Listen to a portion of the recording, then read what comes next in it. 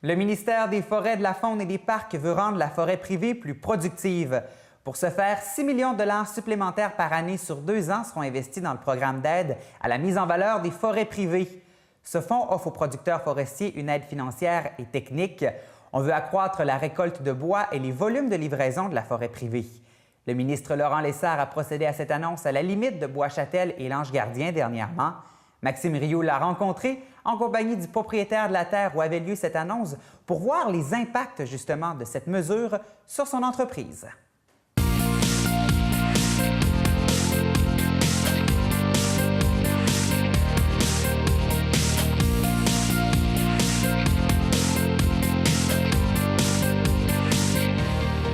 En fait, c'est une annonce de la forêt privée que les différents partenaires, que sont la Fédération des producteurs de bois, les groupements forestiers, la Fédération québécoise des municipalités et le Conseil d'industrie forestière.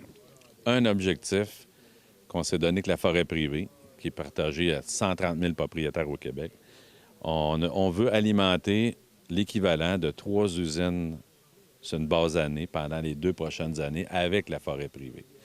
1 million de mètres cubes qu'on va récupérer, donc, et de mettre à contribution dans les différentes séries. Donc, ici, on a donc des séries près de Québec, comme Série Le Duc. On a des séries ici à Saint-Hilarion, parce qu'on est pour faire un peu de contexte. Mais il y a plusieurs petites séries, comme Série Dion, ici dans Port-Neuf, qui sollicitent la forêt, souvent publique, mais là, la forêt privée. On trouvait que la possibilité avait augmenté dans les forêts privées comme aujourd'hui. Du bois de grande qualité, on en a un exemple en arrière ici, du sapin de 50 ans qui est de très bonne qualité, qui n'est pas carré. Il y a beaucoup de bois dans la forêt privée qui se perd, alors qu'il pourrait servir en livraison. Alors, avec les partenaires, on a convaincu le gouvernement d'aller chercher 6 millions additionnels pour faire en sorte que les 17 agences de forêt privée au Québec soient mises en concurrence pour aller frapper à la porte des propriétaires et de s'assurer qu'il y a des opérations forestières. Puis on s'est donné un objectif. On était à 4,3 millions de mètres cubes. Ça, c'est un seuil qu'on ne veut plus atteindre. Évidemment, la crise forestière avait aussi atteint la forêt privée.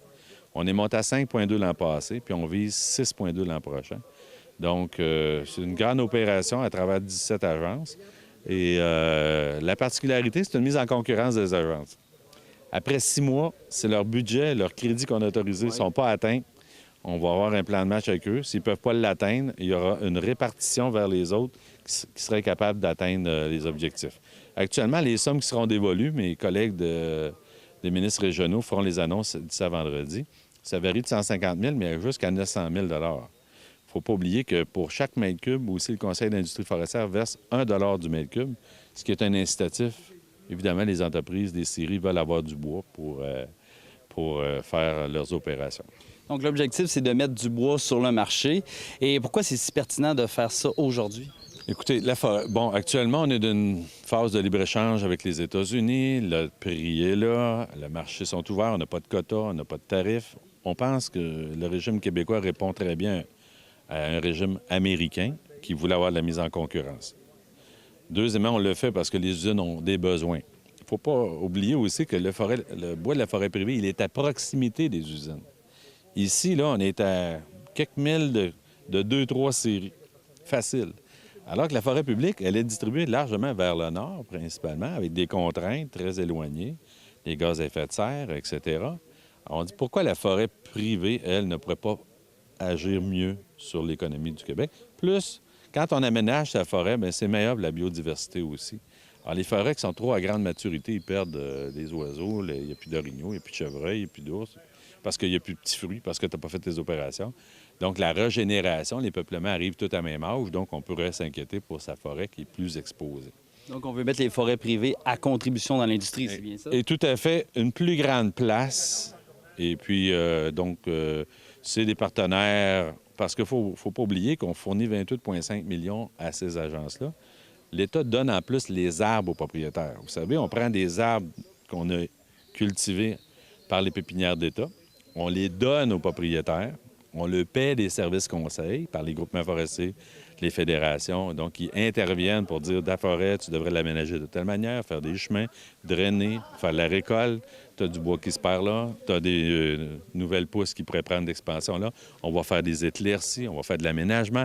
Donc, pour que la forêt soit en santé. Mais lorsqu'elle est en santé, puis qu'à la fin, tu fais des investissements publics dans des particules privées, il est normal que l'État s'attende à ce qu'il y ait des livraisons aussi.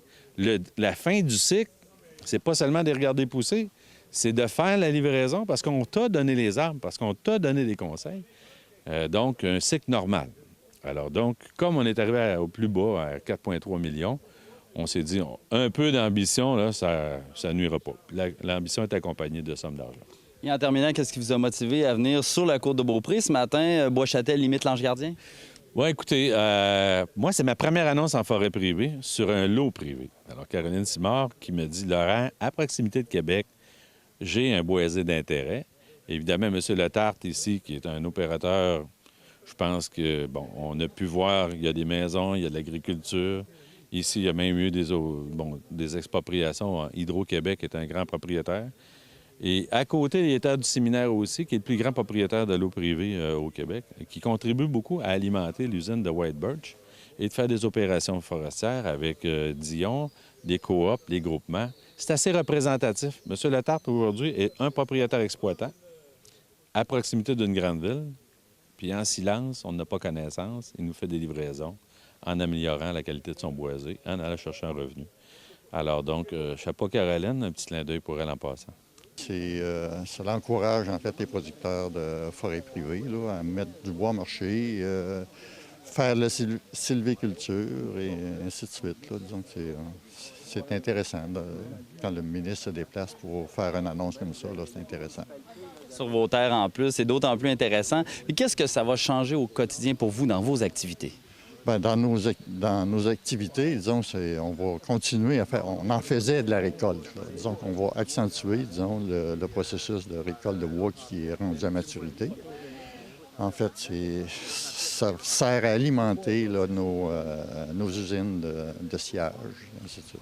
Autrement dit, votre bois qui est coupé et qui dort là, dans la forêt va pouvoir au moins sortir et être exploité. Oui, bien en fait, le bois qui est coupé, là, de toute façon, il est sorti. Là, okay. on le met en marché, là, mais il y a beaucoup de bois mature qui n'est pas récolté actuellement. Là, bon, il y a différentes raisons. Entre autres, là, il y avait les marchés comme tels, là, disons, qui sont... en fait, le bois, le prix qu'on récolte pour notre bois coupé présentement, c'est peut-être...